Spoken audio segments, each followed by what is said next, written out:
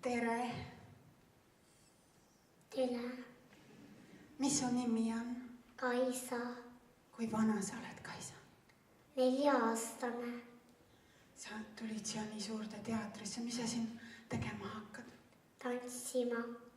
Mis tantsu sa tantsid? Tantsumängu mina tean. Kas sa ise mõtlesid selle välja või keegi aitas? Marianna Männi. Aitas sind, jah. Kas Marianna on sinu treener? Mis te Mariannega veel teete? Tantsime. Väga tore. Soovin sulle edu. Mine leia oma koht.